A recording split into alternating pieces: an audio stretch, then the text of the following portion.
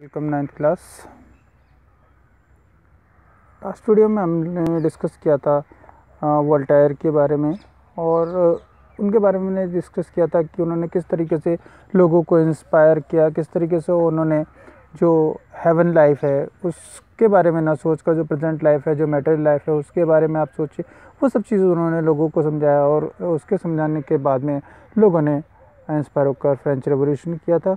तो नेक्स्ट हमारे थिंकर थे वह है जॉन लॉक। जॉन लॉक जो कि एक बहुत बड़े एक ग्रेट थिंकर रहे, उन्होंने एक फेमस अपनी बुक लिखी थी टू ट्रीटीज ऑफ गवर्नमेंट। ये उन्होंने एक बुक लिखी थी जो कि बहुत ज़्यादा लोगों को इंस्पायर उस बुक ने किया।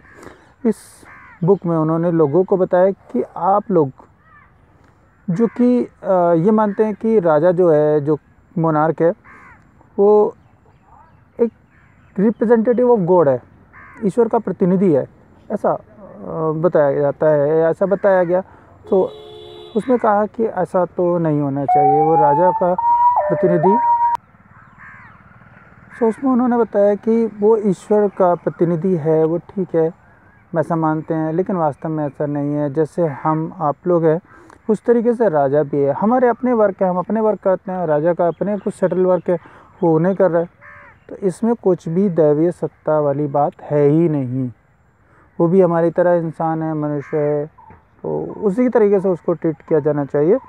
और इसको देखते हुए अगर ये कहा जाए कि नहीं, उनको तो स्पेशल राइट्स हैं, वो तो रिप्रेजेंटेटिव ऑफ गॉड है, ईश्वर के प्रतिनिधि है, तो दूसरे भगवान हैं, तो इस तरीके से अगर बातें की जाए तो वो सब कुछ गलत है, ऐसा कुछ नहीं है।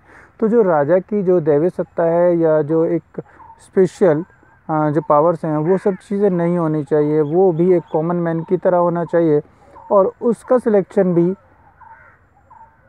बाय वोटिंग हो या लोगों के द्वारा होना चाहिए, डेमोक्रेटिक वे में उसका सिलेक्शन होना चाहिए।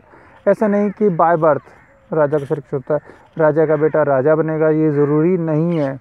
जो उसके लायक है वो राजा बने, वो उसका वर्क करे, ऐसा कुछ ध्यान में रखा जाना चाहिए। तो उन्होंने कहा कि इस तरीके से अगर हम देखें तो हमारे जो राइट्स है या जो आप लोगों के जो राइट्स है, जो कॉमन मैन के राइट है, वो उसे मिल जाएंगे। अदरवाइज़ वो जो अमीर लोग हैं या जो फर्स्ट सेकंड स्टेट से बिलोंग करते हैं, जो कि अपने आप को टैक्स से फ्री किए हुए हैं, वो ऐसे ही रहेंगे। और आप लोग जितना ज़्यादा और टैक्सेस पे करेंगे या इस तरीके से आप डिप्रेस होंगे और ज़्यादा डिप्रेस होते जाएंगे।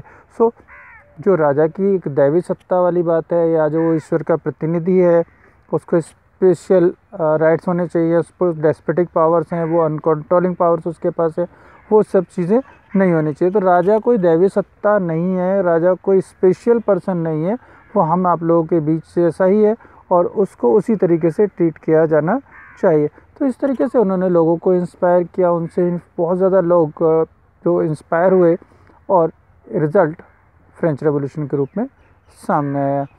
सो आई थिंक स्टूडेंट्स आपको ये अच्छे से समझ में आ गया होगा कि जॉन लॉक ने क्या रोल प्ले किया, किस तरीके से लोगों को समझाया और किस तरीके से उन्होंने अपना एक ग्रेट कंट्रीब्यूशन दिया फ्रेंच रेवोल्यूशन में। सो इस वीडियो में स्टूडेंट्स अभी यहीं तक। नेक्स्ट वीडियो में फिर आपको एक नए टॉपिक के साथ दोबारा समझाएंगे। तब तक के लिए घर पर रहिए, सुरक्षित रहिए। धन्यवाद।